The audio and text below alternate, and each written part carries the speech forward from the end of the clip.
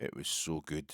It was so good. It was even safe to watch sports scene.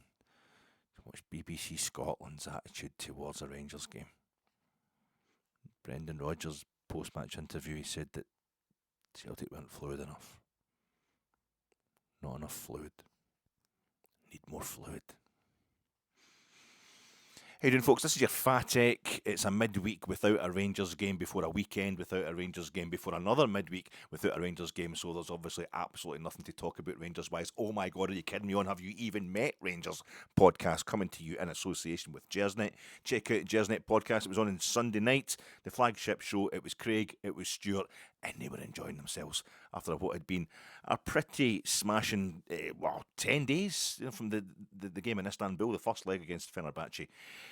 The second leg against Fenerbahce, a triumphant, tumultuous night, and then an absolute party at Parkhead on Sunday. A tumultuous 10 days for the TED, so check out Gersnet. I'm sponsored by Gersnet. I'm also sponsored by Precipitation, by H2O, by the kind of falls that TLC were telling us not to go chasing, by the margin, the kind of margin that made up a Japanese TV historical drama in the 1970s that was based on an ancient Chinese story. The kind of mark that you get in your fancy notepaper and notes, monetary notes. The fancy mark that you get in there. I'm sponsored by the thing that if you go to Keats, the romantic poet John Keats, if you go to his gravestone, and I have in the Protestant cemetery in Rome, the inscription on Keats's grave tells you that here lies one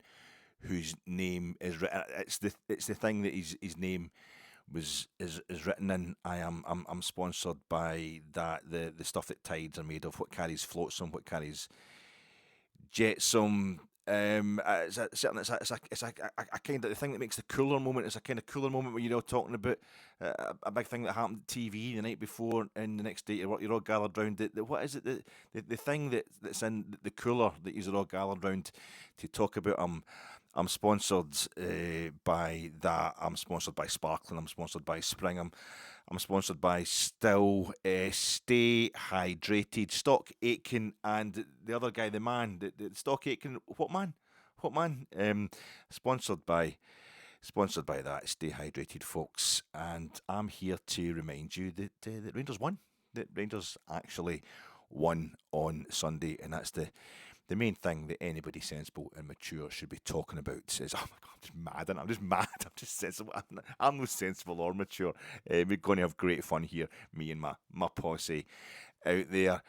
My name's Alec Anderson. I thought that if you had an acoustic guitar, then it meant that you were a protest singer. I can smile about it now, but at the time it was terrible. Oh, mama, let me go. No. There's sometimes a buggy. How many drivers does that buggy have? Yeah, I'm here to talk to you about, just to remind you, the fact that Rangers actually won that game the other. Could you go change the subject? Rangers beat Celtic at Old Firm Games. Rangers win. Change the subject. Celtic win. It's all about the football. Celtic win. Rangers win. Let's change the subject. It's not doesn't actually work like that at all. That's my own particular bias, my own particular bigotry, and we'll be talking a lot about that as this pod develops. It's like a tidy up pod, isn't it? Because there's so much to catch up with. Even though so you can't just cover it. What was it, an hour and 15 minutes? Did the post-match reaction pod on Sunday? Can't really catch up with everything that happened, every emotion, a lot of stuff to kind of digest and really let it kind of marinate over the next couple of days. And I should really have come to you with a podcast series about Tuesday, definitely last night at the latest. But something happened, didn't it? Something happened that it was it's far too much involved with it. There's far too much to discuss. I just had to. It's like, no, I'm not going to be able to do this in just a half hour. The half hour podcast that you guys deserve. You deserve a half hour podcast, and this should be the opportunity to do that. It's previewing the game against Jose Mourinho's, I mean, the takeover stuff, Barry Ferguson coming in as interim manager.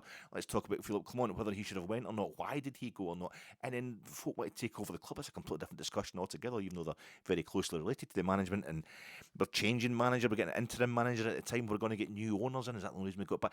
And then we're playing Jose Mourinho's Fenerbahce to get us into quarterfinals of European competition, despite the domestic stuff being so crap this season. It's just the build up, the intrigue, and then we go over it. But we win 3-1, but it's still not over. The tie's not over. But my God, we have to discuss all that. And then you've got a big. A whole week off, and we play the game against Fenerbahce, and they beat us on the night, but then we beat them on the night on penalties, and it's just absolutely sensational. And there's a post-match reaction to that, and then you got to get straight into preview and going to play Celtic at Parkhead. Are we going to be able to recover for this game we played on the Thursday? I think we will. I think because we won that game, we're going to go in sharp, and then it ends up we're 2-0 up 2. It's a lot to digest, so you should really just be taking advantage of the fact that the games are over. Scotland game tonight. I'll be watching Scotland.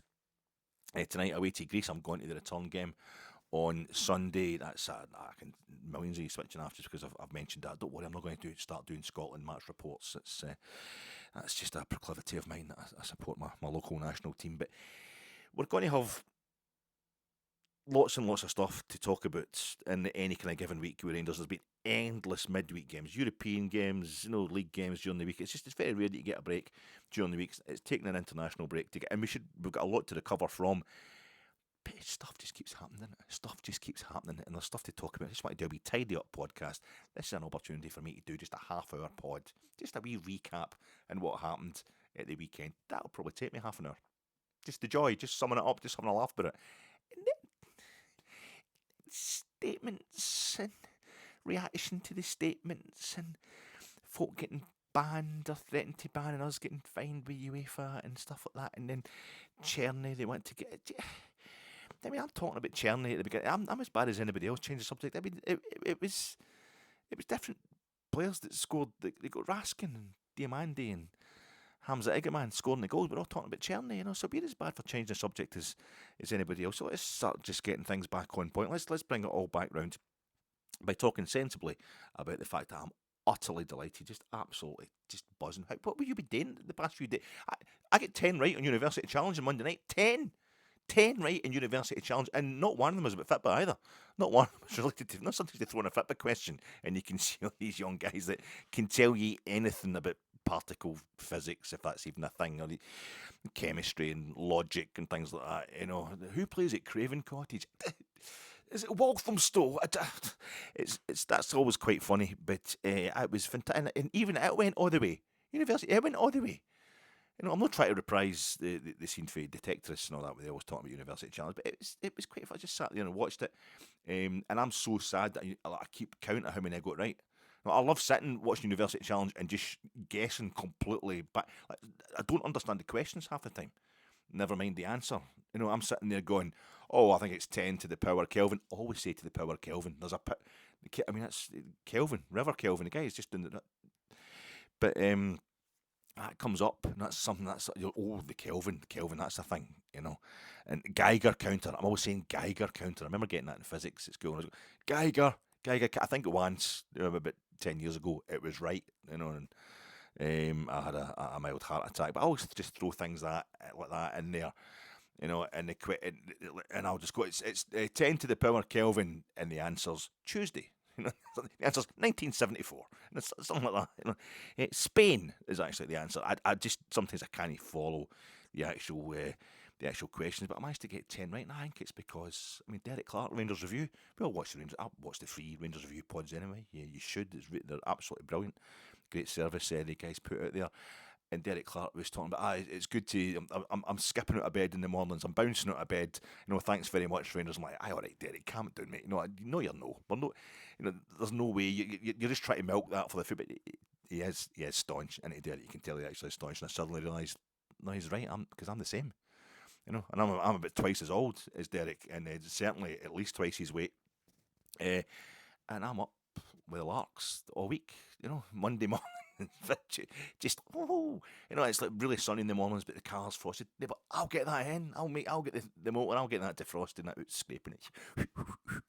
One of the wankers who whistles all of a sudden. It's just absolutely fantastic. See that the HP bottle behind me? That's completely rinsed out. There's been 2 HP sauce bottles in the kind of back of the cupboards, and they've both had like a minuscule bit in them for it. It's like, we should buy. What you're going to get? I've got to get HP sauce again. Did you go to shops to Did you get? Oh, I've got to get HP sauce again. It's basically been for about a year now. I've been picking up my, my pork chop and kind of rubbing it round the rim. I've been rimming the HP sauce just to try, the bottles, try and get some in, and then we finally got one maybe about 2 weeks ago. I got the new HP sauce bottle, but I want to clear out there. It's just something that's chucked me the recycling. We're supposed to clean them the recycling. I grabs the 2 of them on Monday night. Get the water on and all that squish. A wee scrub here. Oh, I've not got that wee bit in there. Cleaning them completely. And I just suddenly realised what I was doing. I put one in the bin, but I've kept that one just to show you it's absolutely spotless.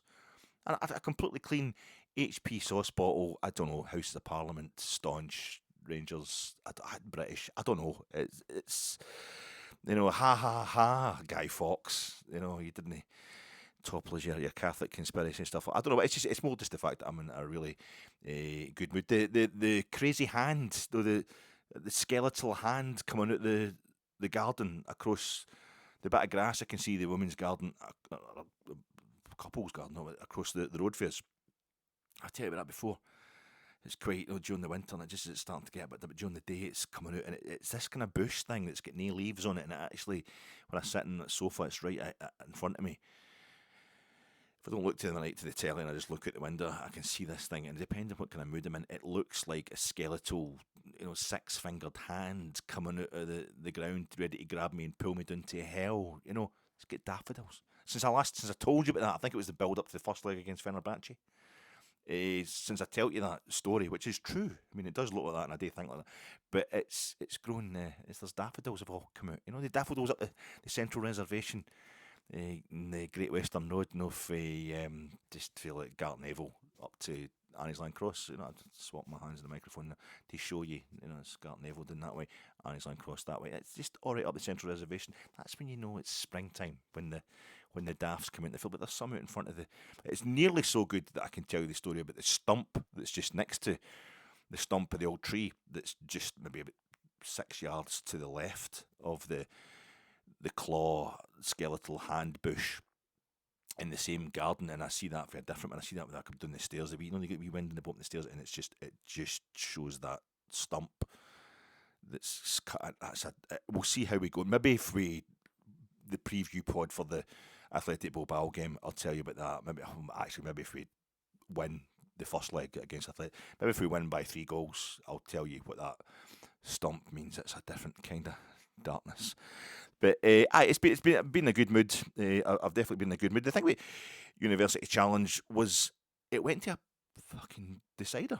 Did you what? It was Imperial College Cambridge against was it Queen's Belfast, Queen's University Belfast. And there was a question in it about nationalism. And it was 4 Northern Ireland accents in the Queen's University Belfast. Question about nationalism started for 10. They romped that. Surprise, surprise. And the decider was about the royal. It was George II, I think, was the answer. It was something to do with the royal family who ruled. But I don't remember the time. And I thought that's a bit unfair. Imperial asking folk for Belfast, but it was staunch. Even they won anyway. But it went to when have you ever seen University Challenge going to a tiebreaker? The 2 of them finished in dead equal points. It was unbelievable. I try to throw out answers and guess at stuff and all that, and I really jammy because I was probably in a really good mood and just jammy with the questions. That's the best that I've ever. It's my 55 break at snooker. The 55 is the best break I ever got at snooker, and most of it was on the blue. I remember that I was kind of strange game of snooker when I was like 20-year-old doing the non-such and sulcus. Try 17-year-old, I think. And at 55 is my highest. Well, that's not bad. 55, that's quite steady for a kind of amateur. Somebody just likes a bit of game.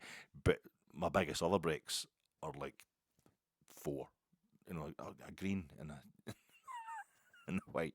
It's just an outlier, a complete outlier. But I'll never tell folk 10's my biggest on University Challenge. I'm like, whoa, you are total. My God, that is impressive. You are one sexy man. You must be like a genius and all that. But my previous best is like 5, I think. So it was really, I feel as if it was powered by Rangers, but also it suited me, wasn't it? It was an intense game. It suited the vibe I was on. Because last week I sat doing Tuesday night. I'll just watch one of these Champions League games. Got all the channels and the tell might as well make the best of it. I'll watch the Champions League. I'll sit down and watch Liverpool at home to PSG. First leg was good. Or PSG are good. Quite interesting what's happening there. Goes to extra time. Then I could actually do it another night. I've got a big night at Ibrox and Thursday. I could do getting a decent early night. But I've watched it this far. I might as well watch the extra time. Of course, it goes to penalties, and you watch the penalties, and then you watch a few interviews and that. And then Wednesday night, I'll watch the Madrid derby. And gosh, I know when that went to fucking extra time. And then it goes to the penalties, and the penalties are mental. And you're buzzing a bit when you go to bed, so you don't get there. And then I'm going to Ibrox. I'm actually at a game on Thursday night last week. You know what happened there? I know they went to extra time and penalties. If nobody's told you, and you're there, so it's even, and it actually means the world to you. So it was like fucking 4 o'clock in the morning or something. I go to sleep early hours a Friday morning. And then I'm watching University Challenge and the Monday. No, the small matter of us going to Parkhead on the Sunday, 2-0 up. Goes back to 2 each, last minute winner. Pretty flipping intense. And I'm watching University Challenge, and it goes to tie break next. It's just this is just I need a break here. Need a break. Thank God there's no game this week. And the other thing I noticed watching Rangers review that they were talking about the eggs. Was it Monday? They're all buzzing that much that they're talking about eggs. They're doing banter. They're doing posse stuff. Don't step on my territory, boys. Rangers, do I do like super accurate scouting reports on Rangers' next opponents? No, I do not. I'll leave that all to use.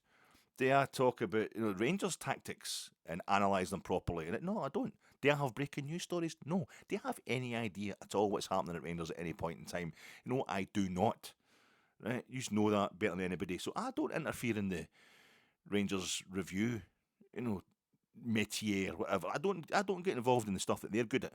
So don't they start to talk about the best way to fry an egg, the best way to boil an egg and all that? No, I don't think so. No, that's leave that. Monopolies and Mergers Commission. That's my territory here. And the one thing I'll say, they're all having a laugh about. Jim's written in and he's saying this is the best way to fry an egg and all that, and this is the best way to have a boiled egg. And I have 2 boiled eggs every day. Every day of my entire life, I have 2 boiled eggs. I have more than that. Obviously, that's the problem. But I start every day, and I have I have cereal and 2 boiled eggs. I need the minimum to become human. I have cereal, 2 boiled eggs, couple of cups of tea, couple of mugs of tea. I usually have toast and something else on top of that. You can tell I'm not exactly a light eater, but boiled egg means the world to me. But when I start talking about eggs, Rangers review, that's when you need to start getting. Did the Rangers review, for example, tell you that just this week they've moved the eggs in Morrison's at Anniesland? No, not exactly. It's not a fucking clue, do they? No. So don't start getting into my territory.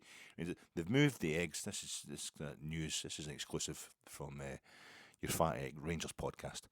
The eggs at Anniesland in Morrison's have been moved. It's the same aisle they were in, but it's not up to the back of the aisle, not up towards the back of the shop. I think what's happened there, I've not spoken to my sources yet, but I'm pretty sure what's happened from my years of observing this firsthand. I'm doing the groundwork here. Is that it's more room up that way. It was causing a bit of a kind of traffic jam. It was doing it towards the bottom of the aisle, which was just before the top of another aisle. What is in that other aisle? Is it I think it may be the toothpaste and all that, and your paracetamol and condoms and stuff. I think it's just above that bit. But folk were coming in, and the eggs is always really busy because you go to open the eggs and check to see them they're broken and all that. And it was creating a bit of a kind of bottleneck at that part. But up the back end of the shop, there's actually more room up there, before the kind of deli bit. They've got the deli. They've got the cooked food, the chicken and all that up the top. So the chicken before the egg next thing. I don't know why. I think it's a kind of tactics thing. I think it's to get a flow of people there. It's maybe Easter's coming up. I don't know, maybe something to do with the Synod of Whitby or something like that. The eggs have been moved at Morrison's and Anniesland. That's the stuff. I'm making jokes about how folk have their fried eggs and stuff like that. I just want real news when it comes to the food, when it comes to being fat. From a Rangers point of view, just keep it fat egg. Keep it fat egg. The clue's in the name. Is it the Chubby Rangers review? No, it's a Fat Egg podcast. You might think I'm bullshitting here. all filler, no thriller, just because there is no Rangers game this week. But that's not a bit of it at all. I almost did it as well. I did that thing. I almost watched a Celtic pod. I'm always talking about, because we've been getting a hard time. We've been having the harder time of the two clubs involved in the Old Firm derbies over the last few years. And that's when I've started doing the pod and heavy duty. Started the pod during 55 season at Frankie of Gersnet's invitation, so you blame him. And we were doing all right that season, weren't we? But we hadn't done the post-match reaction. Colin hadn't started the post-match reaction pods at that point in time. That was the following season. And then it's just we haven't been doing well at all, and various things happened. Even when we did beat in the Scottish Cup semi-final, Colin couldn't make it. He doesn't do the My Gers thing, principle, and I was like, I couldn't do it on my own. I was too kind of. No, I don't care, obviously, but I have no nerves whatsoever. I've no shame, basically. But we could do it. So it was to actually. What I've noticed is that the numbers go through the roof when Rangers get beat. When Rangers get beat by Celtic, the numbers go through the roof. Rangers get beat by anybody or have a bad result, the numbers go up in every single Rangers podcast out there. You know, so it's like, and you hear folks starting podcasts like that, and we know we're going to have a lot of visitors from other and I'm always like, do Rangers fans do that? No, you want to believe that your support is unique, that you're classy. You're classier than anybody else. And you think, because I don't do that. I've no interest in going to Celtic podcasts. When Rangers win an Old Firm game, I just want to celebrate in a Rangers world. I want to surround myself in red, white and blue and just bask in the Union Jack glory of the whole thing. You know what I mean? The staunchness of the whole thing. I just want to get them out the way. I've told you that before. I'm watching that game. I'm watching the Scottish sports scene. Scottish sport. Age, man. Watching the sports scene highlights on Sunday, and I only noticed it then because I was watching it for the first time back, knowing the result. Didn't really dawn on me when I'm dancing about the living room, pulling myself off pulling myself off the ceiling during the actual live coverage on Sunday there. But I just, when you're watching it and knowing that Rangers are going to win, it was reminding me of the game in 1989 where we won at Parkhead for the first time. It was April 89, 88-89 season, the first season of 9 in a row. And we go to Parkhead and we win there for the first time in 9 years. And I was there. And I'd been gone. I started going as a teenager in that the kind of middle of that 9-year period. So saw a lot of draws. Saw Rangers a lot of really good, some heroic draws as well at Parkhead. But I'd never seen us winning there except in the Scottish Cup as a semi-final venue. And I'm up in fact, had I even done that by then? No, I don't think I'd done that by then either, because it was a 1-each draw with St Mirren. It was the first Scottish Cup semi-final I saw at Parkhead. I didn't go to the replay when that was at Hampden anyway. Sandy Clark scored in the very last minute. But I was there, me and my mate Alan were there, 89, and we went 2-0 up, and we were playing them off the park, 2-0 up at half time. I remember Alan saying to me, you know what's going to happen here? They're going to come out and score in the first minute. I think he said they're going to score in 50 seconds of the second half, and it's going to be backs to the wall for the entire second half, and we'll be like, aye, because that's the way things went in the days. And that's exactly what happened. Celtic scored straight away, and then they get the penalty right at the end, and Andy Walker took it. Joe Miller, Chris Wood saved it anyway, and that was a big moment, and grown men were crying. It was phenomenal, and I remember getting out of that game and just being like, because I've been all of these years I've gone to Parkhead and Rangers getting beat, or Rangers only getting, 9 times out of 10 we weren't getting the result we wanted, and it was a shithole. I just hated it. I hated being there, But when I go outside, I thought, this is going to change it all. It's all only because we didn't get a good result, but I'd never seen us win here. And I go outside after that, just like, I got to won here for the first time in the night. It's amazing. My whole life's changed. I get outside, it's like, no, it's still a shithole. I still just don't like being here. So it's the same thing when I'm, it's biased. We've all got our bias. I think football fans are biased. It's a small-minded thing. But I wasn't able to appreciate Parkhead. It's not the great stadium that it is now with its walkways and Emirates Stadium across the road and all that kind of stuff. But it was, and I've got the same feeling when it comes to watching podcasts and things. I don't like to be. Why I don't get why Celtic fans need to the whole thing of they're obsessed. We want to kind of stigmatise and generalise about opposition fans, don't we? And the fact that our viewings, Rangers podcasters, go through the roof or they double. Sometimes when you get beat off Celtic, it's quite a thing. But I found myself doing it. I think it was innocent. paging Dr. Freud and all that, but I think it was innocent. On Monday, I just thought, what is the name? I was talking about this in my preview pod about how the two sets of fans are dangerously alienated. The whole concept of having away fans back in the stadium, maybe it's probably the best thing for letting folk, you don't want to get too far apart, too alienated from each other that you can't stand the sight of each other. No, when I was going to Old Firm games, up to half the stadium was the other mob. Whatever mob you support. So I was talking about how I don't know, but these days, because of social media, because of the breakdown of traditional media and all that stuff, how it's been replaced by social media, folk telling you what you want to hear, basically really dangerous politically across the world. But I was talking about how isolated we are from each other, and I still don't know what the name is of the Celtic version of Rangers Review. Well, Rangers Review is the Evening Times, it's the Herald, it's a media thing, but they're trying to, they realise the way the market's changing, and it's about fan media is winning that battle against traditional media, so legacy media, whatever. So they want to create their own fan media. So you go at Rangers supporting journalists who are quite happy to do that, who know about the club, blah blah blah. And I was like, it's so bad. I fell right into that straight away, even though I know it's part of the problem with the toxicity that goes on between the Old Firm. And I'm not somebody who enjoys the toxicity that goes on between. There's a lot of fans just must have getting easy lives if they're just I want to go along and experience total hatred. There's enough of that in my family. Never mind. So I'm just like, right, what is the name of that? I could not remember. I had no idea what it is. I think I've come across it once by accident, and it was about a year ago, and I forgot. Because they're talking about Celtic, and it's not that I'm not interested. It's not that I don't like to know about football in general. It's just if they're sitting there, it's all green, white, and gold. Kind of pits you off because all your instincts are Rangers. It's the same for I imagine Celtic fans don't naturally want to watch the Rangers Review, especially on Monday morning just past. But I'm like, what is the name of it? What is the actual... I didn't watch it, and I thought I'll get back. I've got so much Rangers stuff to watch, sorry. I've got so many things to find out about Rangers that I'll get back to... I'll check out that Celtic thing later on, and you never do, because the stuff about Rangers, as I'm proving right now, is never ending. So, I don't know what the name of it is, and I just thought to myself on Monday morning, I'm going to go and I'm going to just find out what is the name of the Celtic version, because I know it's not going to be Celtic Review. It's obviously alliterative. It'll be Celtic Chronicle or the Celtic Crier or something like that. Tell me. Somebody please tell me. Because I still don't know. Because I went in and I just put in Celtic Review, right? And I thought maybe that will just...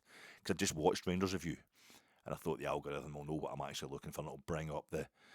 But he's brought up hundreds of different Celtic podcasts reviewing the game on Sunday. And I thought, I wonder what they're thinking. And I clicked on one.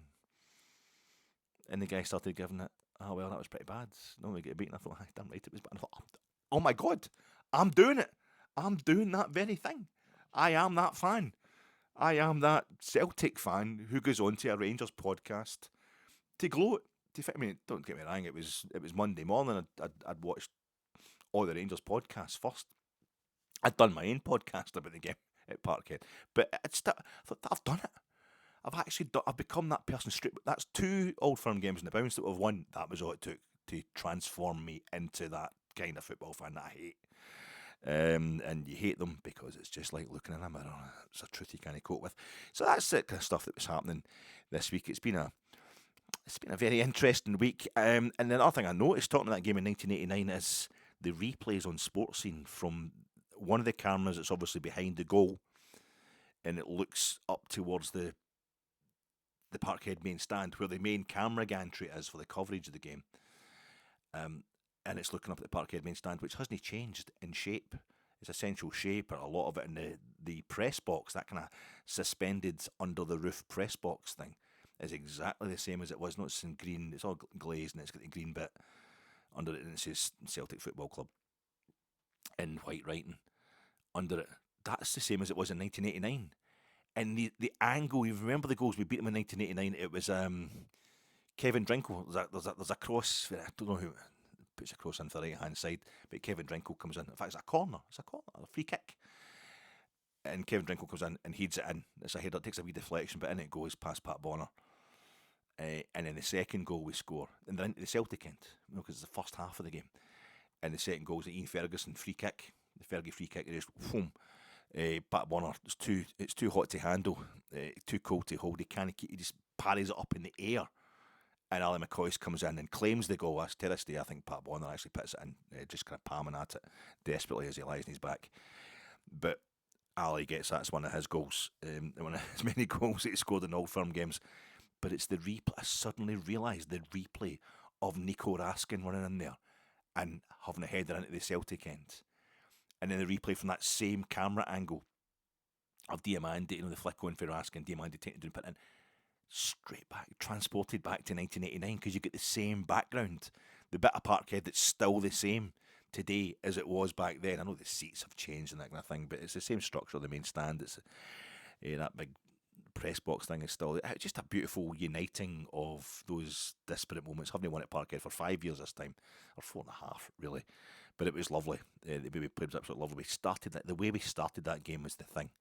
It was fantastic. Somebody please tell me.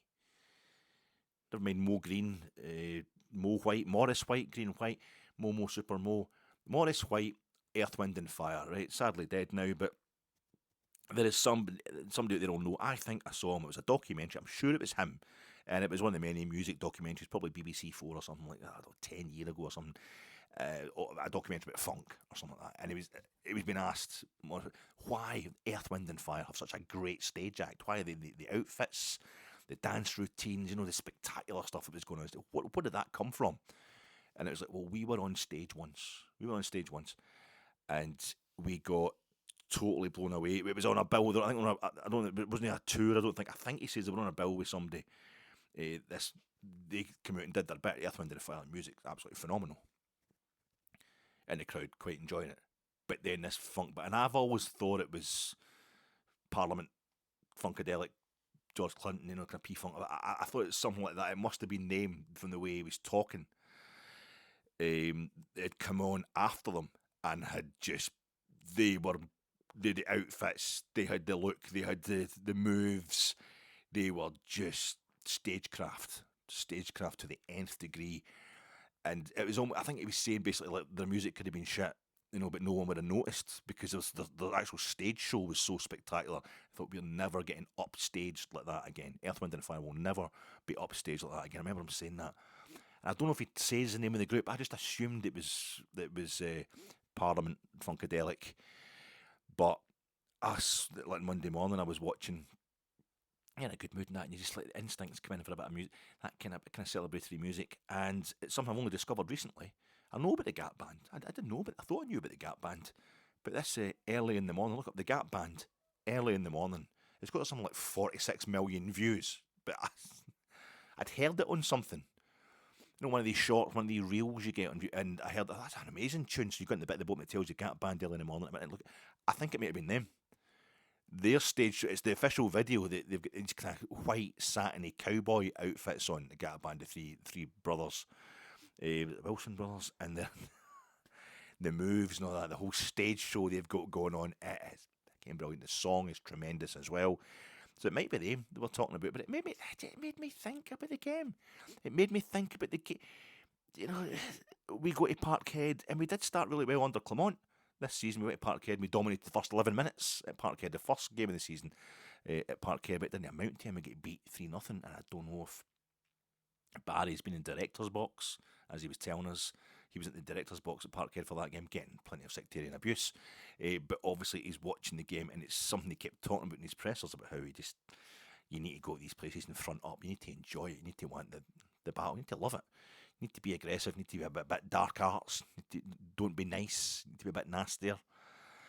And it's almost like he's done the Morris White, and he's thought, we are never going to get outfought again. We're never going to get a team that's going to start better. Their stagecraft is going to blow everybody away before the thing's even started. That's going to be us that do that. And maybe eventually the quality of our music won't be enough to keep up with them, but we're going to start like something like a bat out of hell. We're going to blow people away, and we blew them away. Is that I don't know if it's the best we've started. I think we've had better starts than that in games since beating Kilmarnock 5-1 eventually. at Rugby Park in the last day of the 2010-2011 season. Walter Smith's last game in charge. I maintain that's still the best Rangers have ever started a meaningful football match. There could be a glaring example that I've got totally wrong, but that's kind of sliding scale. They'll probably get, maybe against Valletta or Ham Spartans or something like that. Well, we're 4-0 up in 10 minutes. I don't know, but was it 7.5 minutes, something like that at Rugby Park that day? We had to win. Celtic won that day. That if we dropped points, we wouldn't have won the league. It was going down to the last day, and we were 3-0 up within the first 8 minutes. I think it was. It was just I'd spent the whole weekend discussing how it could go wrong and how I was going to be biting my nails and all that. And then it was over. It was over before it began, and it was magical. Rangers were just sublime, not doing what you wanted them to do, doing more than you imagined they could do. And I think there was a bit of that involved on Sunday there when we went out and just destroyed them within the first 4 minutes. And it took us a while to get our next goal, at the other end of the first half, before we got that goal, to make it 2-0. But it was so reminiscent of that day in 1989, where we've totally dominated the first half. And then the second half, Celtic come out, and it is the onslaught from the very start. And this time they did get an equaliser, but we went up and we got another one. I thought it was really good, but of course it's reminiscent of what's been happening with Rangers for, I'd say, about a year now. It's a fantastic double header. I was terrified for Barry, and that's how it hit me. I was scared for him. All the grudges I had against him, that just went right out the window. My love for him just come back through straight away as soon as this appointment was made, because I feared for him straight away. I wasn't confident at all. And things could still go very badly wrong, but they can't take this away from him. They can't take the last 2 results away from him.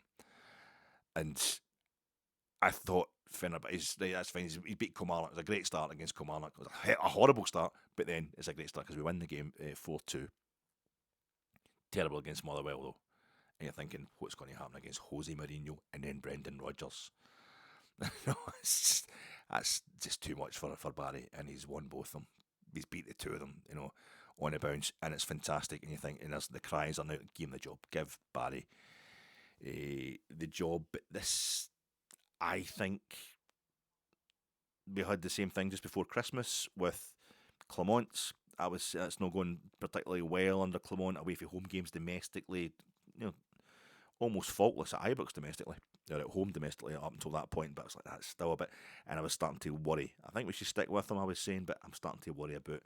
We've got Spurs, we've got Manchester United, and we'll get Celtic in the 2nd of January. Destroyed Celtic in the 2nd of January. Spurs, it was a draw, and we could quite easily have won that game. Same going down to Old Trafford, and we've got the reserve team. We've got Finlay Curtis and Bailey Rice having to get drafted in and stuff like that. We're making changes through the whole game to an already depleted squad that didn't have Diamandi either, and we only get beat 2-1. I know Manchester United are having a terrible season, but Christ, it's Manchester United. The amount of money they had in that park, and we only lose that game in injury time.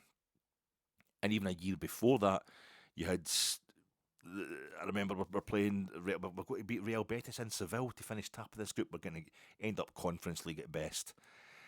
And it doesn't matter, we should be able to go out there and put out the reserves and take a doing, because then we've got the League Cup final on the Sunday against Aberdeen. And if we go out there and give maximum effort just to get tanked at Betis, and then we go into that game against Aberdeen and we lose the League Cup final to Aberdeen, that's going to be a disaster. Won in Seville, beat Aberdeen, get our first League Cup since Walter's days. It was fantastic. The problem is the other games. The games in between. That's what's. I'm not always in agreement with that. I think doing well in Europe is a fantastic thing for Rangers, and I think that's why we're getting taken over as well. The interest is coming from your Andrew Kavanagh, but Parag Marath at the 49ers Enterprises, but.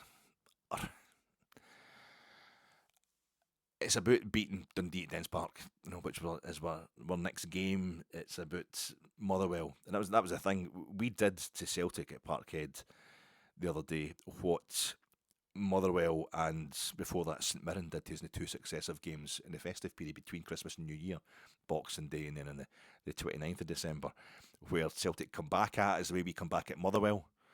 But couldn't push on any further. We were 2-0 down to Motherwell at Fir Park. We come back to draw 2 each with them, but we couldn't. I think it was 20 minutes to go. We made it 2 each, and it'd been the then the game at Paisley against St Mirren before that, we'd been 1-0 down, and we come back out second half, a lot of substitutions, and we brought it back to 1 each, but then it died a death.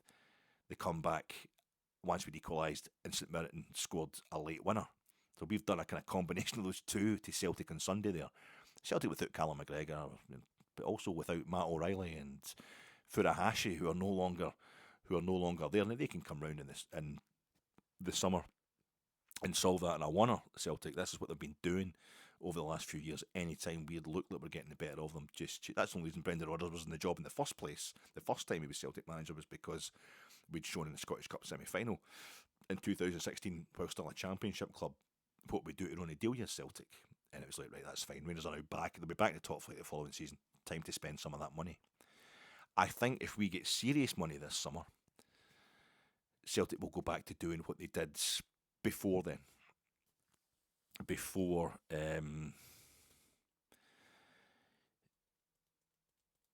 we get back into the top flight, just after we ended up in the bottom tier, where it was all about just priding themselves on the fact that they hadn't done what Rangers had done, which was go bust. Basically, they hadn't blown it. They hadn't, the holding company hadn't had to go bust and this kind of stuff. And it was it John?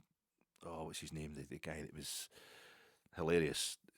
Knows the full IRA songbook, but he was Minister of Defence. Tony Blair's government, Gordon Brown's government. What was the guy's name again? I can't remember. Scottish anyway. But he did, it's a moral imperative to balance the books, to make sure you don't overspend.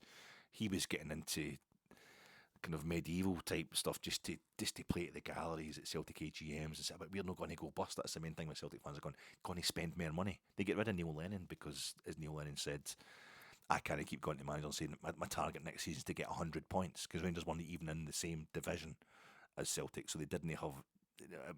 It was a foregone conclusion they were going to win the title every year. But they didn't win trebles then when we weren't in the top. They spent the money just as they'd been accruing through Champions League, unchallenged Champions League access. They spent that this season before, or this summer, that we were due to come back into top flight. They were waiting for us, and that's when they started winning trebles, constant trebles. And I think there's a chance that if Rangers are going to have a level of money that Celtic will feel, if Peter Lawwell, who's still the man running the show there, again, his instinct is we can't get involved in a financial fight. If it's one there's a chance we'll lose, then maybe this is it. Maybe that was the start of a dominance, or certainly more a kind of head-to-head, a straight fight with Celtic on an even basis. They're not going to try and replace these players. They're not going to spend the money that they have been spending, because they're not guaranteed to get the payout from Champions League access, because we might be able to match them. Now, one thing I will say, I think it's still new manager bounce. I think that's the whole thing. It's new manager bounce. You can't prove that it's anything different, because under Michael Beale, I think he came in. What was Barry in 3 weeks? Barry has been in the job since the 24th, I think, maybe, of February. That was that game on Sunday was the 16th of March. So we had, when Giovanni Van Bronckhorst got the sack and came Michael Beale, I think Michael Beale, he lost something like, was it one of his first 20 or first 19 league games? I think, and he was winning the rest of them. He got beat by Celtic at Parkhead, I think it was the April or something like that. He came in mid-December, and I think he won the lot. He drew with Celtic at Ibrox and lost to Celtic at Parkhead. But in between times, he won every other league game we played. Won every other league game we played. It was something like 18, 19 games. We're talking about 4 months of a kind of just beating everybody in the league.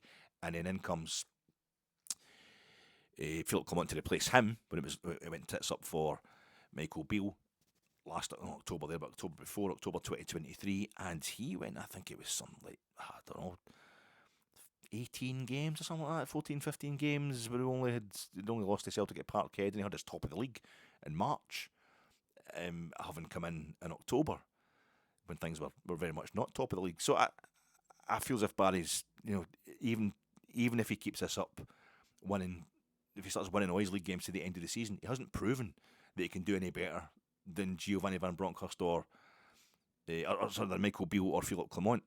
Well, he can maybe get us to a European final. Well, Giovanni Van Bronckhorst did that, and 5 months later he gets sacked.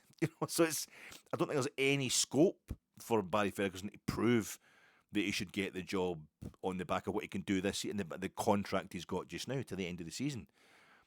But I think Andrew Kavanagh, who we're hearing has been going to the games, the man is a major part in this buy-over of the club.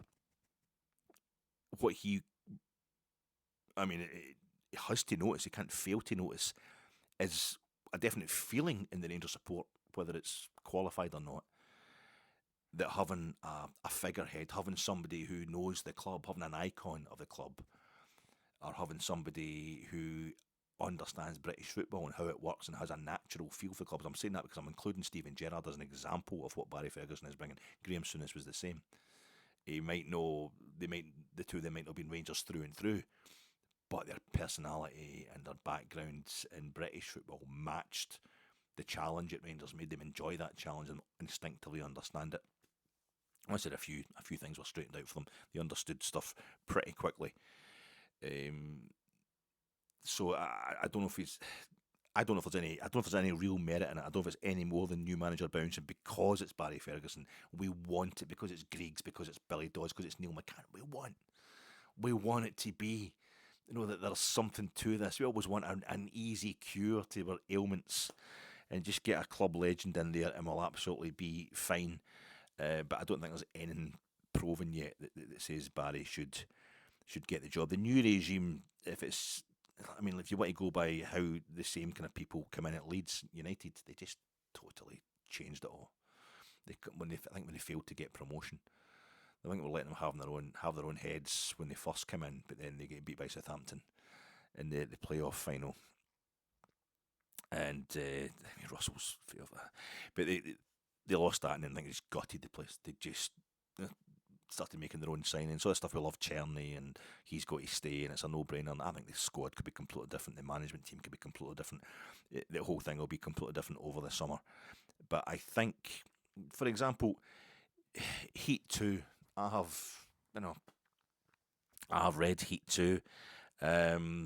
Heat is my favourite film. I think Rangers just now, if we're going to do the Heat comparison that I like to do, we're no longer Neil McCauley's team or Vincent Hanna's team. We're no longer Neil's crew. We're Vincent's team of robbery homicide detectives, and the win over Celtic at New Year, even though it was under Clement, is us getting hacking into them at the precious metals depository.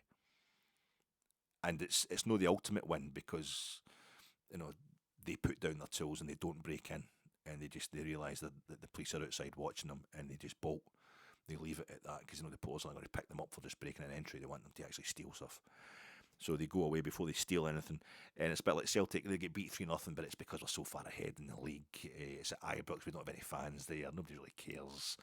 It's just a one-off for Rangers. But this is more like when we get them outside the bank. Vincent Hanna gets, it's David Hanna. It must be David Hanna is the only Dundee United player to lift the Scottish Cup with a Rangers jersey on, was it 1994? This is more like it. We've got them outside and we're starting to kill them. We're starting to, there's various guys are getting the wee tiny bit I watched of that Celtic podcast was telling me that the fellow McGowan he's a proper Celtic supporter, but that doesn't count for anything. He's got to be a proper Celtic player. Oh, they're starting to. That's it. So there's a few headshots. There's a few, wounds being inflicted on the opposite crew. Now it's getting pretty serious. We've seriously got them on the run. We've really hacked into them. But I think Heat 2, I feel it shouldn't get made, and I've been really heartened by the fact that because you never be able to make a film as good as Heat. I think it's pretty tidied up at the end. It's a very tempting thing to make another film, but to have the characters played by other actors, which they'd have to be. And I've read the book, and it's terrible. It's an awful book. It really is. It's an awful book. I'm sorry to say that. And I see Warner Brothers are getting cold feet. Principal shooting isn't happening. It just keeps getting delayed. It was supposed to be last year. It's supposed to be January. Now it's supposed to be March, but I don't think it's happened either. So I think Warner Brothers are supposed to be getting cold feet for various other reasons, but also Michael Mann's Ferrari, which is a great film. It is a really good film, but it didn't do well enough at the box office. So I think they're thinking they might just keep the money for something else. And I'm feeling, that's probably best. And I feel that's like it is with Barry. Barry had his great playing days, and he's come in and he's done a fantastic job as interim manager. and just his heat has hung over all other heist films. I think it'll haunt all other heist films. It's inspired other heist films. I think Barry's interimship will hang over all other Rangers managers who come in and get the job full time now. Will be like, well, we just got Barry in. He knows the club inside out, and he had them going to Parkhead and winning and pitting out Jose Mourinho's Fenerbahce for Europe. So it'll be one of the things that hangs over. But it should inspire. But I don't think anything has happened yet. Which, Nico Raskin, the furious Flemish Furby, okay, maybe he's probably a Whirlwind, but give me a break here. He was brilliant against Spurs, brilliant against Celtic at Ibrox in the 2nd of January, and he had a bit of a wee spell where he's calmed down a bit, he's cooled down a bit, and he was quiet at the start of this season, and just come onto this hot streak where we thought he's just the greatest player of all time. This is it, he's going to be brilliant from now to the end of the season. Didn't happen like that, but no. He was phenomenal. I mean, he scores the first goal, and the backwards header to set up Diamandi for the second goal is sublime. It's one of the greatest moments in Rangers history, as far as I'm concerned. But I'm also forgetting that he had the shot after 2 minutes, 3 minutes that set up that Schmeichel had to get down to and put on the post that set up the second corner. Did he have the shot, or did he set it up for? No, it was Diamandi set it up for him. He's a shot that sets up the second corner from which he then scores. This move masterminded by Billy Dodds, we're being told. So I don't know. I think he sums up what's happened to the team in general. Hamza Egaman again. Oh, he was fantastic. He's brilliant. He's the greatest thing since sliced bread, and he was phenomenal. He hasn't scored a goal in like 5 or 6 games. Right? He's off the boil. He's done. He's wasted. What a waste of time. And we're doing the same thing with Dessers as well. He's brilliant or he's shit. It's a level. It's a kind of rotate. They're all of a level. Dessers didn't have his best game on Sunday. But Egaman comes on and gets to play up front more. He's been played in different roles that weren't suited to goal scoring for a lot of his last few games for Rangers. Egaman, and scoring goals isn't the only way to prove that isn't the only way to make a contribution to the team. But yeah, I think he comes on, scores an absolute wonder goal, phenomenal finish, and we have Raskin as well. Rising to the occasion. Dessers has been brilliant of late, and then it wasn't the best on Sunday, but there's enough there to get us through the game, to win us the game. It's just we have to accept that it's about a rotation. Newcastle won the Carabao Cup like a few hours after we won, and that's unbelievable. I mean, Liverpool had 2 days and 4 hours more rest from their penalties game at home in Europe midweek to prepare for that game than we had for our game at Parkhead. But Liverpool lost their European game. It makes a hell of a difference. Just that penalty shot, just the feeling that you have, you're in a slump and you feel the tiredness and the dejection. Us winning that game on Thursday night on penalties, it's just phenomenal. The buzz that it gave us. And do you know that that's the last time Newcastle hadn't won a major trophy, a domestic trophy. They hadn't won a major domestic trophy for 70 years. And that's 8 generations of Geordies. Same diet as me, so okay, I like to make the jokes. But they hadn't won a major trophy since 68-69, which is the last time Rangers met Athletic Bilbao in the quarterfinals of European competition. That's the last time the only other time we've met Athletic Bilbao, Athletic Club. Only other time we've met them in European competition. And it was a quarter-final as well, and it was the forerunner of this competition. It was a forerunner of the Europa League, the UEFA Cup. It was the Fairs Cup, and the Fairs Cup was run by a committee. Sir Stanley Rouse, he ran the committee. It was like a FIFA committee that he ran the Fairs Cup, but it became a UEFA thing when it became a UEFA Cup 71-72. But Newcastle in that. Last time we met Athletic Bilbao in Europe, it was in the Fairs Cup, 68-69, and we beat them. And the following game, the next round, it was Newcastle that beat us on their way to winning the last time they won a major trophy. They beat Ujpest Dozsa of Hungary, of Budapest. It was a home and away, the final. They won at St James's Park, but they actually clinched the trophy by going over there and winning. Bobby Moncur, the Scotsman. He scored a few goals, and he goes over there, and they win over there as well. Newcastle in Budapest, which is the city where Jose Mourinho lost his last European final and was moaning Like this is why not only Fenerbahce but Roma weren't getting the decisions. When they lost that final on penalties to Sevilla, the 2023 Europa League final. So there's always kind of it's kind of linked in there. And Ujpest knows that. I'm doing that thing now, but Rangers only playing this week. I'm having these wee affairs where I kind of fall in love with our team for a few days, just a wee fling, and I go and look into them, and I just Ujpest are on my list of European finalists that I haven't seen. I've never seen them.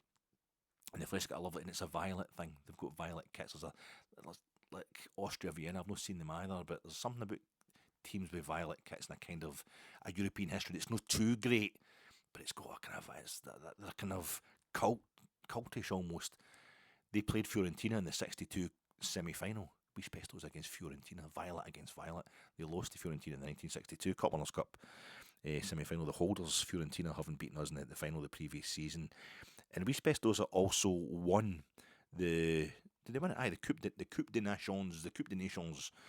It was a Nations Cup, a Club World Cup that took place in 1930. The final was in 1930 because there's only a few European nations went to the World Cup, the first World Cup that year. So they had in fact, Britain weren't members of FIFA at that point in time. I don't think the British countries, the British nations, and they had a wee tournament in Servette. It was, I think they staged it in Switzerland. I think it was all in Servette, and it was a Ujpest Dozsa. They won it. They've been champions of the world. There was like a team for France, team for Italy, Germany. They're champions. Team for Spain.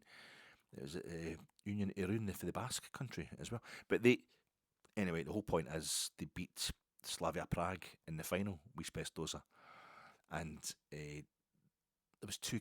The goalkeeper. I was looking through the teams the other night, and the goalkeeper Planica. František Planica. He's the goalkeeper of Czechoslovakia in 1934. 4 years later, the '34 World Cup final, the actual FIFA World Cup. And Puck, their goal scorer in that final against Italy in the PNF Stadium in Rome, which became the Flaminio, which is where they played the rugby for a while. Italy, they staged the rugby. I've been in there I just had the whole place to myself. Me and my wife just walked in there 1999 on holiday in Rome, and we had the whole place to us. It was fantastic. But only the second World Cup final was played. But they lost 2-1 to Italy after extra time. Angelo Schiavio and Raimondo Orsi. These guys that played for Argentina in 1930. Alec, you're already off the beaten track. Don't go any further. Ujpest Dozsa beat the guy who scored and the goalkeeping captain of the Czech Republic playing for Slavia Prague in that final, the first Club World Cup, if you like. And Ujpest Dozsa won it in 1930, the same year as the actual World Cup started over in Uruguay, the first ever World Cup over in Uruguay, and it was like the idea they'd been given. It came off the back of that to have something in Europe. It was difficult to travel to Uruguay in the days. I had to go by boat. The referee of the final of the Coupe des Nations, the first kind of Club World Cup, Sir Stanley Rouse. Just ordinary Stanley Rouse then. But Ujpest Dozsa, I mean, because the European stuff just. But should I just wrap this up here because it's already gone on far too long, and I haven't really spoken about the things I want to speak about. Cherny's celebrations. Let's have it. Come on, let's just do it. Cherny's celebrations. We can't approve of this stuff because it is.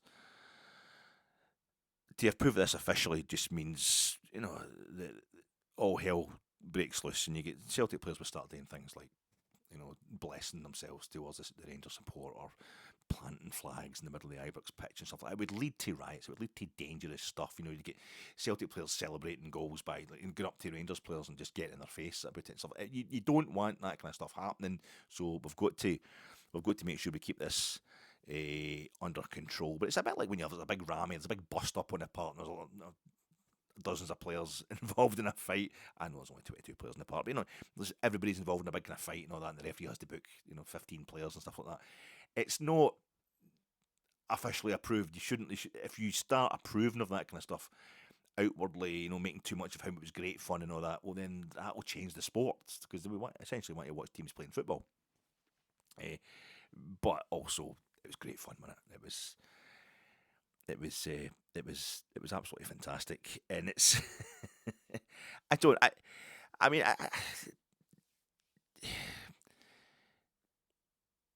it's been a joy watching some Celtic fans. I don't think there's been that many Celtic fans that are actually that bothered. I think the ones that would get sprayed by the water seemed quite bothered at the time.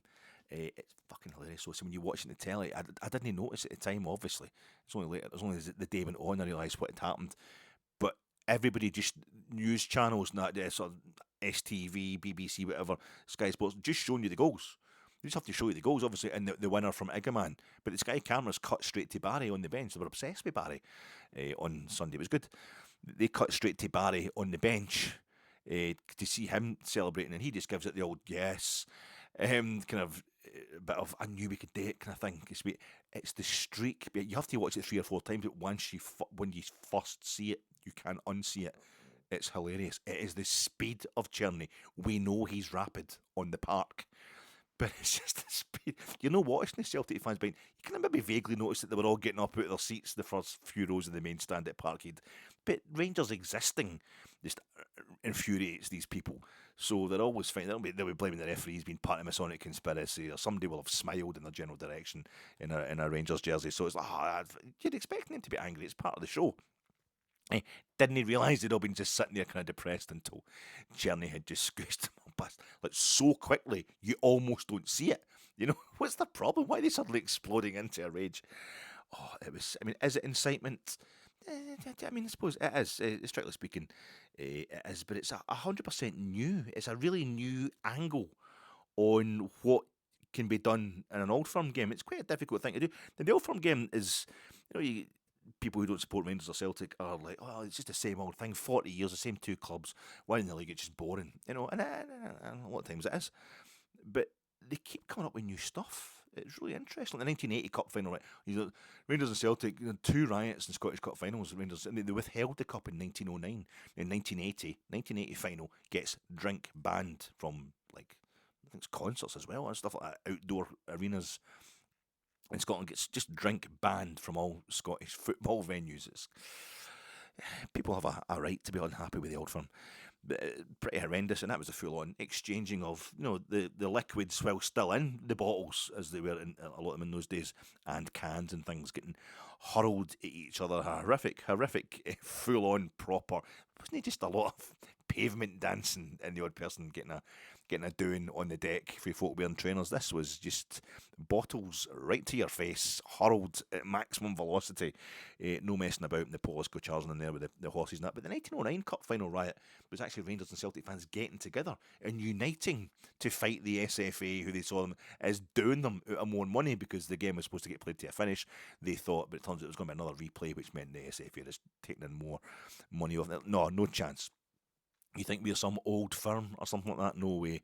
We know it's a money-making thing, and they burnt down parts of the main stand and the ticket booths and all that, and they were cutting the hoses of the fire engines that turned up to put out the fires. It was classic.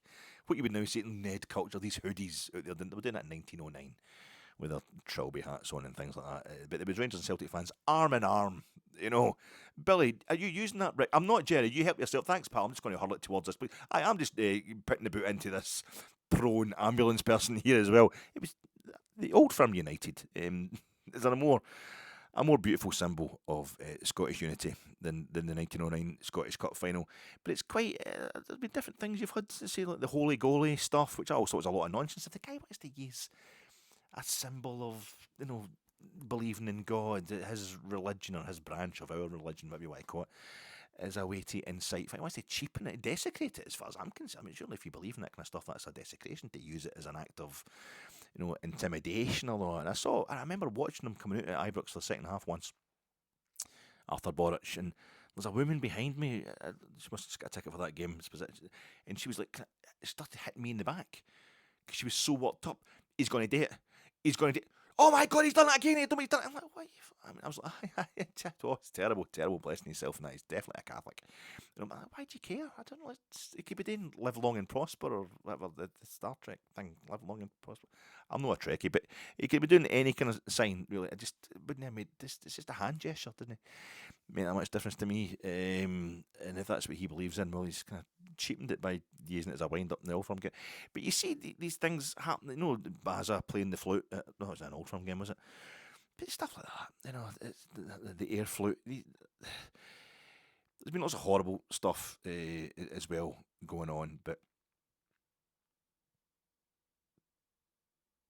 I think there's been, I think a lot of Celtic fans, I don't think as many Celtic fans are bothered as maybe Kerrydale Meltdown Twitter account has been making out, and I see even on that people were saying you got to provide the sources for these quotes.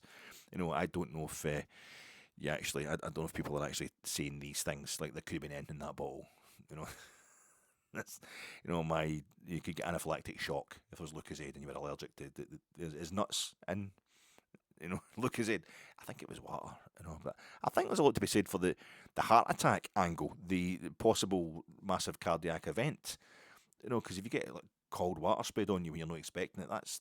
But their heart rate was up anyway. You're sitting that first few rows. You get soaked sitting in the front few rows of the Parkhead main stand. Just if you're, the rain coming on.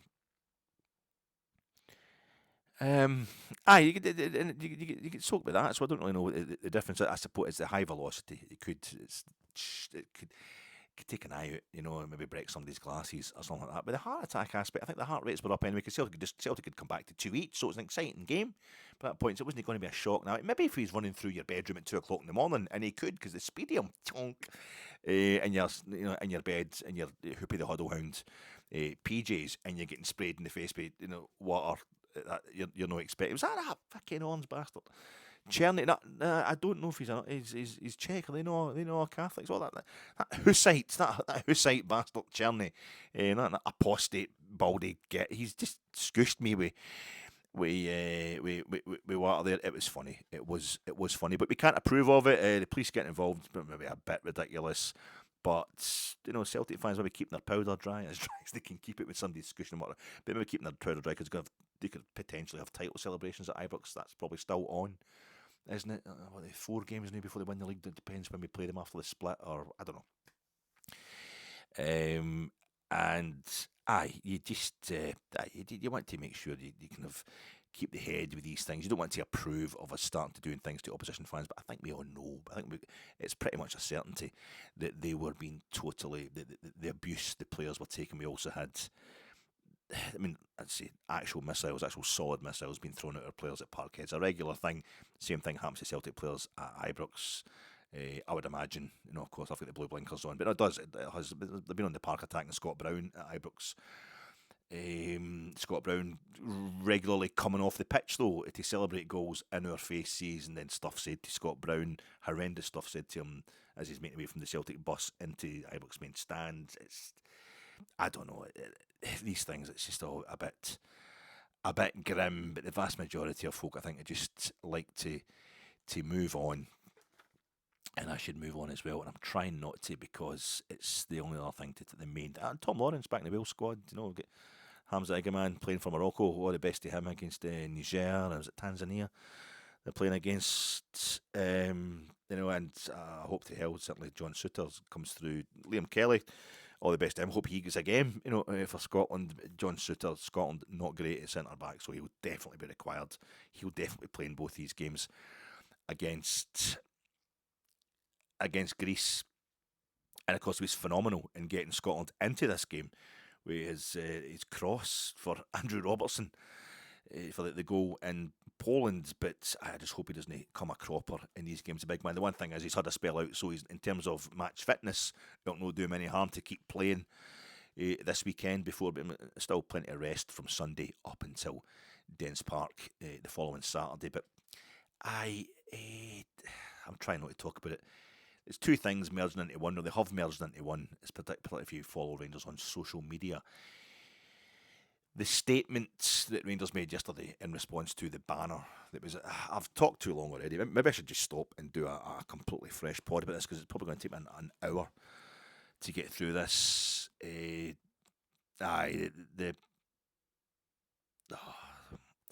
Iftar, the breaking of the fast, having that at Ibrox, the response to that, one of the responses being, what next beheadings? I remember, what next beheadings on the Ibrox pitch? And I thought, that's in proportion, mate. You've got that. You've definitely got that in proportion. That's a great response to Rangers trying to do something to show they are truly a community club. That was just what fucking chance you got? And it leads to the that kind of mindset is where the banner came from. 3 banners that were supposed to be putting out the same message. The game against Fenerbahce. Oh God, what was it again? First banner says, and there were tiny wee banners. I didn't even know about it until the Friday. Keep woke foreign. I thought, keep woke foreign. Ah, well, okay, maybe. And then there was a few rows down from that. It was almost like a separate statement. Ideology's out. Ideology's out for the boys. Ideology's out. And then another banner further down. And these banners are a bit, I say, they're a bit the height and width of a bog roll. Defend Europe. What? Keep woke foreign ideologies out. Defend Europe. Doesn't even make sense. And that's the genius of that banner, because it doesn't make sense. So all the sudden experts in semiotics and semiology who've come to almost the defence, it would seem, of the banner, but just pointing out that that's not what does it actually mean. You know, they've actually got a point. You know, I know that they're just at it. You know, you can usually tell by the people who are coming in there and defending it, and you just click onto their account on Twitter and see the other stuff that they defend or stick up for. That it's suddenly, I mean, why make a banner that's completely oblique? You know, we know what it was trying. I don't know specifically what it was trying to say. What are the woke foreign ideologies? Defend Europe. Well, we should stay in the fucking European Union then, shouldn't we? If we want to defend it, you know, no like that. You know, defend it from Vladimir Putin. No, because he's no woke. We like Putin, and that's the big thing now, isn't it? You feel like a revolutionary, ironically, if you think you're sticking up for Vladimir Putin. No, actually, the Ukrainians are they're made out to be. They're no that sense. We know that. We know that they're a bit Nazi as well at times, the Ukrainians, but fucking hell, they're Nazis on our side at this point in time. It's just, this is why I did a podcast, the preview pod, on Saturday night for the Old Firm game, and it went out far too late. I haven't listened back to it because I didn't. It was getting about 8 o'clock on the Saturday night, and the game was kicking off at 12:30 on the Sunday. So there wasn't any point making back in, listening back to it, and breaking it all up, you know, to make it easy. You know, these little segments you can break it up into to make it more easily navigable or digestible. We can just, because my pods are always far too long, so I like to go in there sometimes and break it all up so folk can just pick and choose what bits they want to listen to, if any. And I'm grateful anybody does. But in doing that, there's such an overwhelming a log jam basically of stuff that I wanted to talk about, because it's not a simple subject. Rangers, I'll do the thing like a real, but what the point I'm trying to make here is, I ended up. It's put me off the idea of doing this pod because I knew I was going to have to discuss it, and I get that log jam again. There's so many things I want to talk about, so many things I want to say, and the minute you say one thing, you can hear people making assumptions about you. At least you say another thing, you think, oh, if I say like I don't protest Israel's actions in Palestine. Oh, he loves the genocide, this guy. You know, he totally hates Muslims. No, that's what I'm trying to qualify that I'm maybe no as wildly left wing, just ticking off, you know, what are seen as being woke beliefs as you might think I am. You know, but at the same time, I completely abhor that statement, that's banner. But at the same time, I also don't want to come down too hard on the guys that put the banner up, because it's that part of the ground is just young boys, and we need to kind of get round them and explain to them, you know, that it's the people that are peddling this pish are not to be followed. They're not to be trusted, and it's just all about them taking your money off you, distracting you with the real. It's a real attraction, racism. It is an ideology in itself, because it doesn't take much to make it seem more. Oh, you've actually got some insight there. What about the grooming gangs? Is usually what it extends to. But it's for young guys who life is hard, life is confusing. Doesn't get much better when you're older, but I can see why they're attracted to it. It offers an easy kind of. If you're up the back of the bus doing the cocaine, you're getting into the buckfast, you're getting into the cans, whatever it is. When you're just going to away games, when you want that, the ultras, non plus ultra, just the fucking. The gates of Hercules or whatever. You don't want to go through.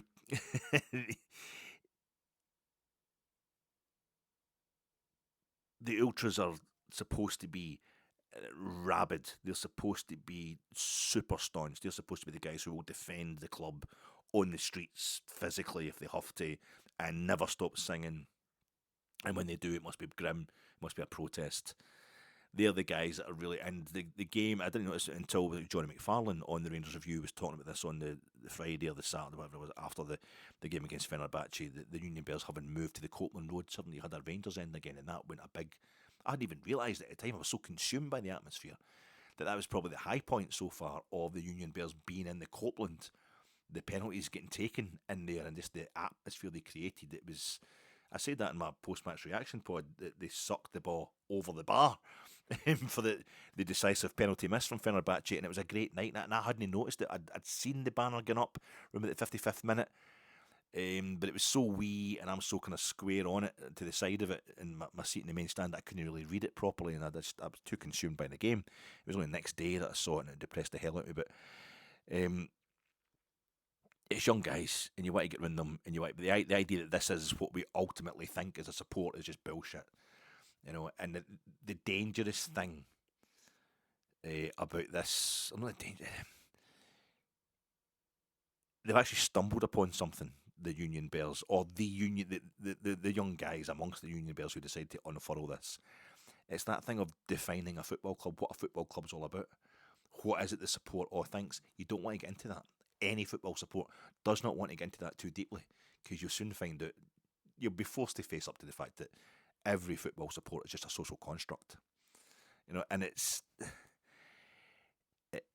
every support is an ecosystem as well. So you've got your young guys who are ferociously defending the club and will sing for 90 minutes and will fight in the streets and all that. But you've got plenty, don't get me wrong, there's plenty of old bastards round about Ibrox who believe that shit, about woke ideologies. There is such a thing, and it's just racism covered up, and they follow Andrew Tate and Tommy Robinson. They don't think Reform UK is right wing enough, and all this kind of shit. But it's no. The majority of fans don't feel that way. I can pretty much guarantee you. But you've also got, you've got like old guys like me who are in the main stand and don't like things being too wild, but are happy to watch. Like the two old guys in tune, the fact the banter. I'm quite happy to sit and watch the young boys doing the banter and keeping the atmosphere up. And I'll join in with the singing if it's a big game, if it's a big moment at Ibrox. I've done I earned my stripes as a young man. I was in the East Enclosure and all that back in the day. So I've done all that. It's a bit beyond me. I don't go to the away games. I can't afford it and all that. And it's just, I don't want to do them either, because I just like to have a nice quiet Sunday to myself. I actually quite like to relax on a Sunday, watch the football on the television. That'll do me fine. And you've got the kids who must have been traumatised, because most of them get taken to games in the Scottish Cup, earning the season ticket. A lot of them have been at Queen's Park game, poor wee buggers, and they've got they'll be getting the Coca-Colas and the Mars bars and all that, and they're totally, get me a pie, Dad, and it's just a big, the Broxy Bear and Boris and that kind of stuff. They love all that stuff. And you have your dudes in their 30s, what have you, who are still a bit handy, still a bit up for it, into conspiracy theories, and every support, and the idea that we all vote the same way is complete bullshit. I always go back, is it Paul May's Colliery, that documentary that was on BBC Scotland, I think it was last year, during the miners' strike, 84, and they're all wearing Rangers scarves. The boys are all wearing Rangers scarves. And they were the most anti-Thatcher, anti-conservative, anti-government people at that point in time on the planet, or in Britain, because it's not the British government. But they're all Rangers supporters, though. All right, and that was what I grew up with. David Provan, not David Provan of Rangers in the 60s, David Provan of Celtic in the 80s, and Kilmarnock, I think, before that. I think it's Figuruk, and he talked, I remember reading an interview with him, because obviously he went on to become more famous as a Sky commentator, how he was just a contrary bugger. When he was young, he was just really contrary. And he says, in my house, my dad laid down the law, you supported Rangers and you voted Labour. It says, so I supported Celtic and voted Conservative. It's no...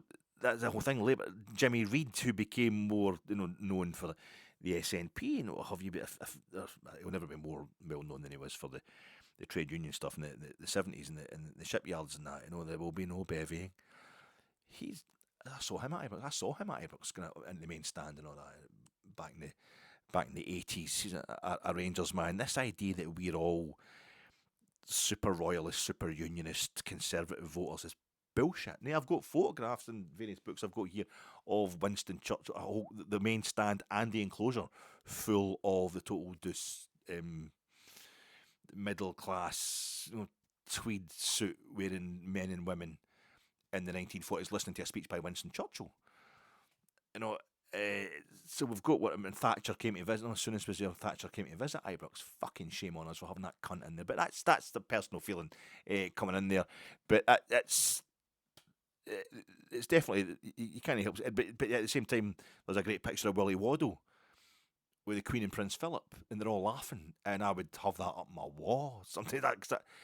Is what I might go about, and there comes a point you have to draw a line somewhere. There is stuff I don't like. You know what I mean? I do not like the Catholic Church, but my problems with the Catholic Church are as nothing compared to Catholics' problems with the Catholic Church.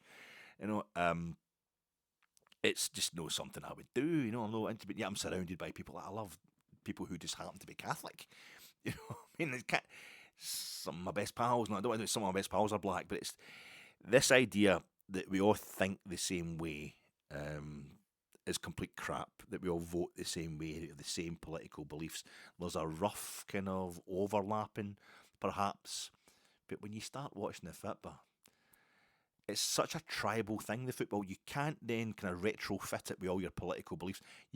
If like most of you support your team from as early as you can remember, really, you'll have that period where, well, with me, it was, I don't know, maybe 9 till 14-year-old, where I was just like falling deeper and deeper in love all the time, getting more and more obsessed with it. I was really feeling the pain when they get beat. It was just a mild disappointment, and then I moved on to playing my Airfix soldiers again. It was my life kind of thing, and then you realise that you've got to do other stuff in life. But it's a tribal. The whole thing is we're proud of the fact that it's tribal, but yet we try to make out that somehow we're politically superior to our other the rival football fans. You've just admitted that there's no thinking whatsoever goes on, and you're picking of that football team because it's tribal. You just feel it in your gut. But I'm right. That's as bad as nationalism. It's pish. It's hokum. But you're enjoying football, and part of enjoying football is having no conception of supporting anybody else. Having no conception whatsoever, just loving your team, and that's it. That's how you buy the ticket to properly enter the world of football fandom, is by falling head over heels in love with one club that you just can't imagine supporting anybody else. But you have to have that facility to be able to step outside it and know that there's limits to this shit. And this idea of trying to fit Rangers with a political agenda, and I thought the statement by the club, was brilliant. It was so good. For me personally, I thought it was so good, but I can also see why folk are objecting to it. But it was just the open declaration that we are a progressive club, that we will not be having this shit. We will not be starting down the road of send them back and all that kind of stuff. I'm also, we things that come up, we side issues that come up, you think, how would we feel about Saudi Arabian money? I would object to it. I would have broken my heart if we'd taken Qatari or Saudi money.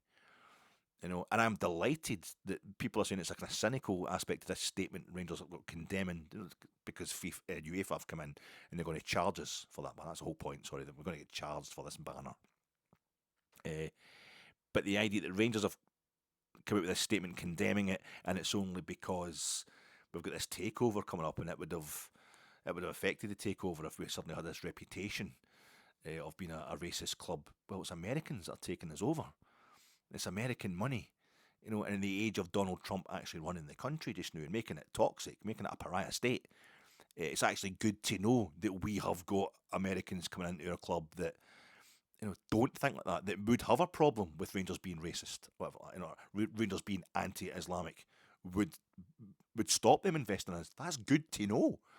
That's the kind of people that are coming, because I was starting to, Andrew Kavanagh has made his money through health insurance, and that's fucking, that's not exactly the most morally correct way to make a living in the world, but I'm quite relieved it's brought that to a head. And I was relieved that the American investors we're going to have to be taken over to go anywhere. in a short space of time before the mid 2030s. It was going to have to take somebody coming in with money just now to get us back on an even keel before then. With Celtic in the league, so Saudi money has been talked about by Dave King. Not Qatari money exactly was a possibility. I would have had real problems going back to see Rangers. I don't know if I could have done that. And that's because you could paint that as me being anti-Islamic, Islamophobic, or whatever. It's the money. It's the way those states are run. They're theocracies. It's horrific. It's medieval. So I'm not, but the small boats, stop the small boats. I don't have a problem with that. Don't stop the small boats. Try and help these folk. They're genuinely running. No, of course there's going to be folk in there who are just coming over to cause trouble and be criminals, but we've got enough of them here already. Good, honest, Christian British criminals, etc. That's just part of life. You're going to get folk like that in any group of people, but I hate all that stop the boat stuff and blaming. It's a distraction tactic while bankers get massive bonuses that can be used to pay for everything, and it's just to take your money off you, power companies and what have you. It's horrendous, but I don't have a problem with that shit. But I bet you the Rangers support the people who are doing the kind of fucking Tommy Robinson shit and all that would be properly up for the Saudi money. That would I take my holidays in Sharm el Sheikh and I go to Dubai and I can't think of worse than going to these places. I'd be ashamed of myself. There's fucking actual active slavery going on everywhere in the world. I know, but see when it's like government policy, that's when you need to back off for a place. So I think there's a lot of just kind of snobbery, ghettoising of people. Nothing really adds up properly. I think a lot of the people who want to talk about woke ideologies would be quite happy to take money off Saudi Arabia or Qatar or whatever if it would help Rangers start pumping Celtic again more regularly. A lot of hypocrisy. These things don't get thought through. And it doesn't bear getting thought through when it comes to, as I say, what is your club? What is your football team? Don't ever put up banners like that thinking you're speaking for me. You don't. And I'm a better Rangers supporter than you'll ever be. Wee man. Whatever. But it's not just wee guys, is it? It's big guys. I'd get a couple of 14-year-olds. One nimble 14-year-old. I'm getting a doing these days. So I better watch what I'm saying. But my main instinct is just like we need to re-educate the children kind of thing. We need to tell them what's going on here. A Klaus Schwab, World Economic Forum, just get a reset. Great, reset them all. Give them all a great reset. That's what we need to do with these people. Get them to get their minds totally reset. But it's not about that. It's just not about that kind of stuff. I think when you're doing the whole, you want to go to the away game, you're working hard all week, life's no great. You just want to go to the fitba. You want everything to be simple. You want your drink, you want your pals, you want to be sexist, you want to be homophobic, whatever you want to. You want everything to be straightforward and see the fucking Muslims. No, I get that. Fuck that's and the fucking LGBT. They're all nonsense. Or it's heartbreaking because it's total garbage. My cousin is one of the founder members of Rangers Pride, and he's a better Rangers supporter than. I was taking him to Ibrox when he was like 10-year-old and stuff like that. His mum and dad were taking his mum is the reason I support Rangers. Really proud that he's a member, no pun intended, he's a founding member of Rangers Pride, and we have the whole thing where I'm horrified by some of the comments from Rangers supporters supposedly. This is just social media, which isn't representative, about the Iftar, the breaking of the fast, the call to prayer, at Ibrox the other night, and it was quite a thing to see. And the prayers going on in New Edmiston House when I've stood drinking and stuff. It is quite a thing. If you're not, my next door neighbour's Muslim. It's not in Glasgow. It's just not a big deal. It's not a big. It's a big deal that these people don't feel they can come to watch Rangers. And some of the reactions to it is just. This whole street that I stay in, it's just kind of half and half, and it's just a really quiet street. It's not, everybody just gets on because everybody just wants to go on with their life. There's a thing during the Southport riots, not that. I remember going on Twitter and making the mistake of going on Twitter during these Southport riots, and it was a Muslim fella just posted, I'm getting told that I'm wanting to behead folk, and I'm up for Sharia law. And all I'm ever really doing is just sitting on the couch eating Mars bars. I'm just like, aye, it's utter garbage. It's like taking, say, Jerry Adams is the leader of representing all white Christians, or Harold Shipman or Peter Sutcliffe or something like that. It's taken the worst of one. Every group of people has got something like this. Anyway, this is why I didn't want to do this, because I'm rambling. I'm just rambling. There's so many offshoots. There's so many kind of weight things that spark off from a subject like this. But Rangers come out and just said, Rangers is a modern, progressive football club, and we are fiercely proud of our diverse playing squads, workforce, and support. For the club to be charged with such a matter in 2025 is shameful, and the disdain for those responsible will be shared by the overwhelming majority of our supporters. This charge will bring consequences for the club, where the club is also working to identify those responsible and will ensure they also face consequences. For the avoidance of doubt, if you do not believe in 2025 that absolutely everyone is welcome to follow Rangers, whether at Ibrox or away, then Rangers is not the club for you, and you should dissociate yourself with the club immediately. Fuck me. That's something I could have done with, in like 20 years ago, when I was having these kind of arguments on blogs and what have you. But we don't have to be rabidly anti-Catholic or rabidly pro-Protestant or anything. But then I would say that, wouldn't I? Because I'm not an actual Protestant. And that's one of the things I was pointing out in my ramble on Saturday night before the Old Firm game, and before the game in the 2nd of January as well. I've had it both ways. Well, hey, I've had it, because like my family's, like, both my grandfathers are Catholic, my mum's Catholic. I've had the anti-Catholic, fucking sectarianism aimed at me. We jibes here and there for folk thinking, but you're basically saying you're not a pureblood. It's fucking Nazi shit. And we fought the Nazis. That's why I love Rangers. But you can't retrofit politics. I just said that myself. But I also feel as if I've also had I've some of the stuff I've had the anti-Protestant stuff. It's just, and I have to say, I'm not actually a Protestant. I've been a Rangers supporter. It's like, well, not all Rangers supporters even believe that counts the same way as you do. Examples, Alec. Examples. We've all got examples. And I've had this, gone out drinking with guys for work and all that, Celtic supporters, and you'll just start hearing the stories about folks saying things to them at weddings and funerals, and I've had the same thing. Weddings, funerals, and not always from, and sometimes from Kilmarnock supporters, telling me I'm one of the fucking bigoted sectarian bastards under the sun and what have you. It was my dad, and who's Protestant, and his dad before him, who's Catholic, are both Kilmarnock supporters. It's it's awful. I don't want to give you examples because that might get back to the folk I'm talking about. But there's some horrible, horrible stuff that's happened to me coming from both sides. It's just that type of person. Like watch Celtic fans singing "You Never Walk Alone." It's simultaneously impressive and creepy, as far as I'm concerned, because that's the club that I want to beat the most, and I find it mawkish and I find it sickening. But Rangers fans singing, the Ibroxonia or whatever, tremendous. It's one of the most beautiful things in my life. It doesn't take much to realise it's just we are a different side of the same coin. I know people don't like to hear that,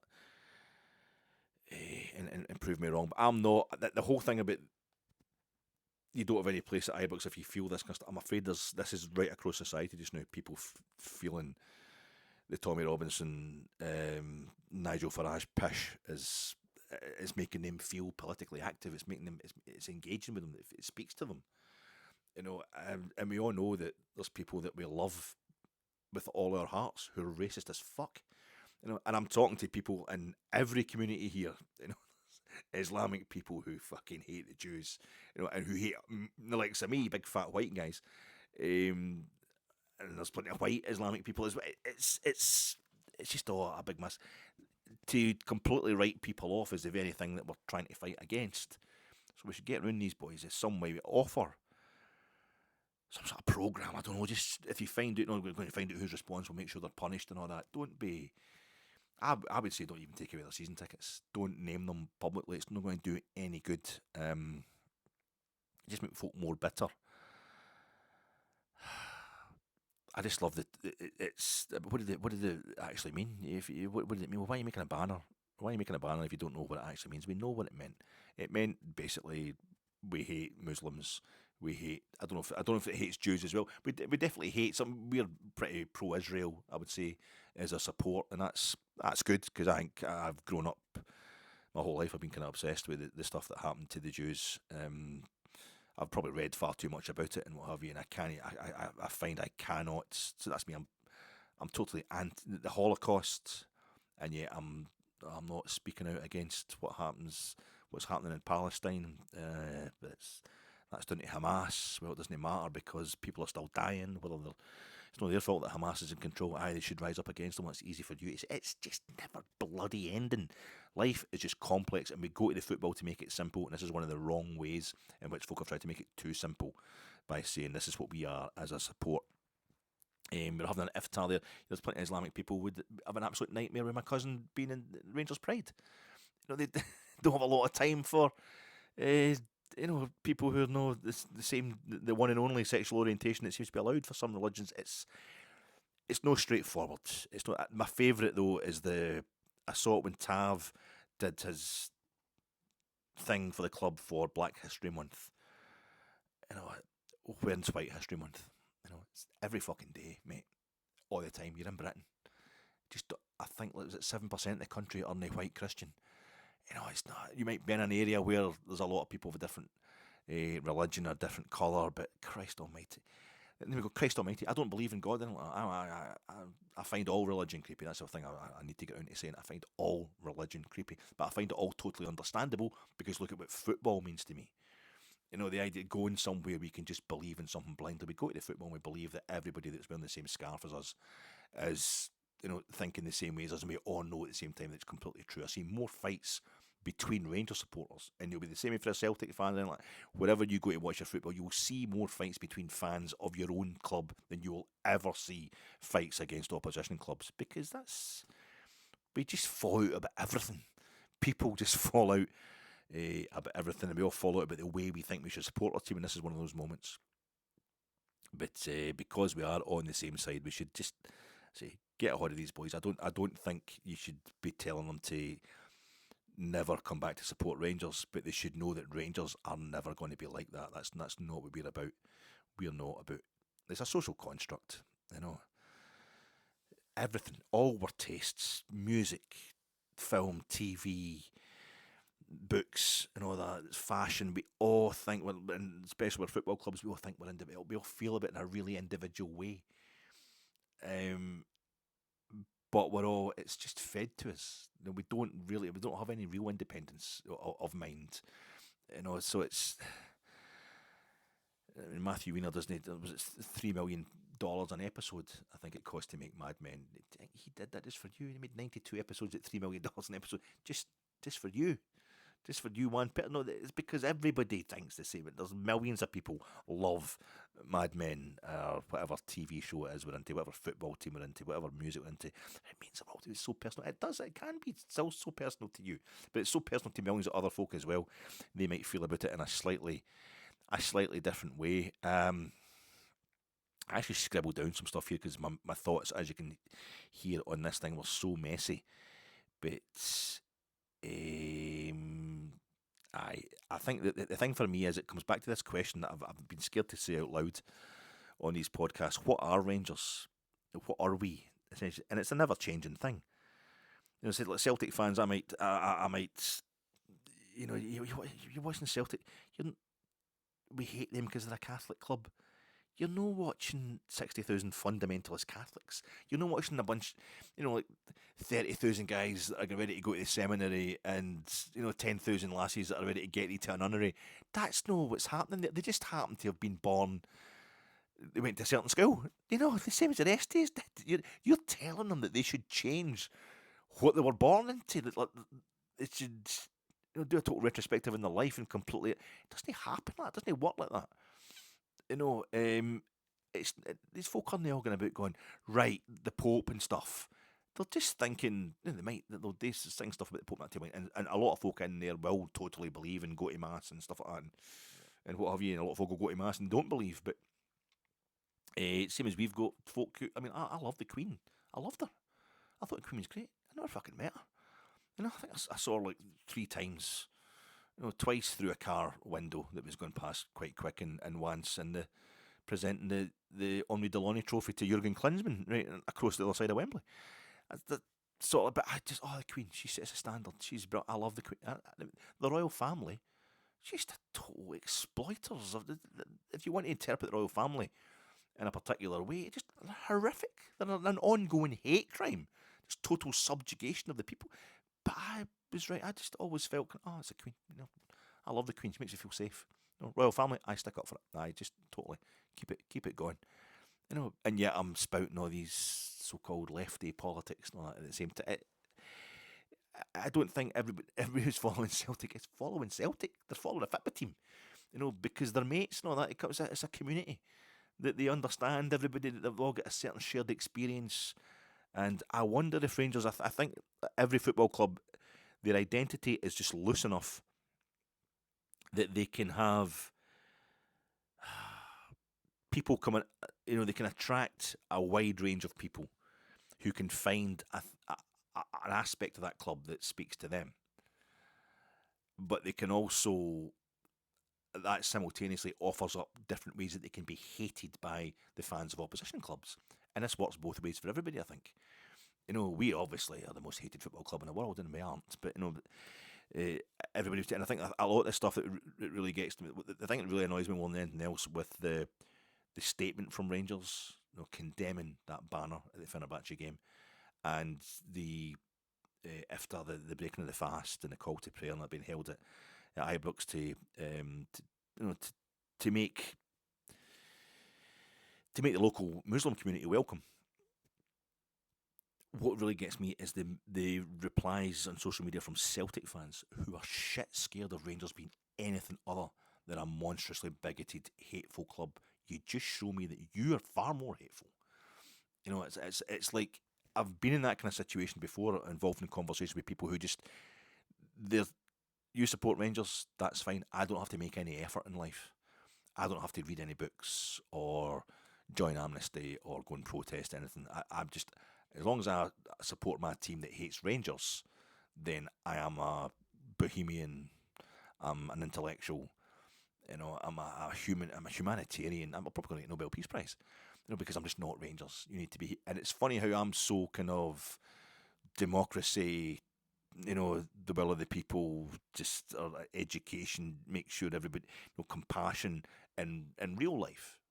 But when it comes to the football, it comes to Rangers, I'm just like, no, dictator, get one person running, the manager's got to be totally in charge, the chairman's got to be totally in charge, because it's not real life. It's football isn't real life, but Rangers were Presbyterian, a Protestant team. I mean, we didn't sign Catholics for like 80 years. So that was a kind of, we never said anything. If you just come out and said, we're a Protestant club, we appeal to the Protestant community, we have great empathy with the Protestant community, whatever that, maybe you wouldn't have to have a sectarian signing policy for like 8 decades. So the Rangers coming out and saying this now it's more beautiful in so many ways. Just like, we're not going to have this shit. Not going to be racism, there's not going to be anything like that now. We have moved on, and people do, you should be changing for the 1870s or the 1880s. But that allows people, simultaneously, our past of sticking up for the Protestant community or whatever like that allows people to be like, well, you're sticking up for the status quo, you're the establishment, you're innately racist, anti-Catholic racism, anti-Irish Catholic racism, all that kind of stuff, right? Well, me, no personally, but that's fine. You can, if that makes you feel better about yourself, you can label our club that. Hibs, they're just Celtic supporters that can't afford the bus ticket through to Glasgow. Northern, no. Some of them are really posh and I've got lots of money. I used to work with them. I'm related to some, It's not like that. But that's a jibe that we can throw at them. Whereas I've seen Hibs supporters apparently that wear anything. There's a thing going on with the Hibs support where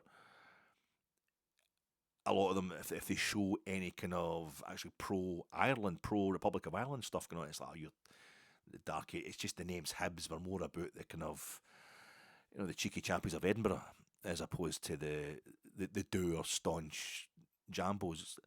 I don't think I've ever met a Catholic Hibs supporter. It's all Protestant Hibs supporters that I know. And that's, so you've got the two things of what the club wants to be and what the supporters can think it is. But if you try to nail down either two, in too much detail, then it all kind of falls to pieces. It all gets too literal, and the football falls apart. Sorry, folks, it's just a whole lot of rambling shit. I despise that banner, but I don't despise the people that held it up because I think they're just fucking confused. But it's good though at a time when politicians are trying to play the kind of right wing card because it thinks a vote winner just now to have Rangers, the club that was supposed to be the most evil, bigoted, right wing, conservative, royalist kind of fundamentalist bigots in the world, coming out and giving it, nah, that's not happening. That shit's just wrong. We don't know what your banner meant. But it's just, as Nietzsche said, language is just the umbrella that we hold up to protect us from the meaninglessness of life. It's because I think, is it Ferdinand de Saussure that said there's no actual connection between the words cat, C-A-T, the letter C-A-T spelling the word cat, and that feline animal that strolls about on four paws with the tail and goes meow. There's no actual connection. It's just all arbitrary. The relationship between words is completely. It's an agreement. It's an understanding we come to. So keep woke foreign ideologies and gay stuff and then Muslim stuff the fuck away from us. Doesn't it actually mean anything bigoted or sectarian? You can't even really say that. It fucking does. We all know what it actually meant. You can shove it up your arse, but we need to have a conversation. And the idea that this stuff is just prevalent at Rangers, that's the other thing. Celtic fans always amazes me when you see stuff on social media. Celtic fans in their bios, no woke nonsense. I thought these were supposed to be rabidly left wing. Complete bullshit, obviously, or else there would be no. I used to work in banking, and it was all bloody Celtic supporters, but. It's just been horrible. I've got a lot of mad Rangers fans to reply to. This is the problem. I love when everybody puts posts under the articles and under the pods. I like to get back and respond to folk. It's just been mad the last few days. I have a few things to do, and I've not been able to get back to folks. I thought I'll just do a wee podcast, and it's taken me 2 hours. Nobody's watching this. I'll probably end up binning it. The latest I will be back is the 28th. Of, if anyone cares, to preview the game against Dundee at Dens Park. You will see me one more time if Rangers do good. You'll see me 2 more times if Rangers do bad and there's any more shit about us in the news. Thanks for your time, folks.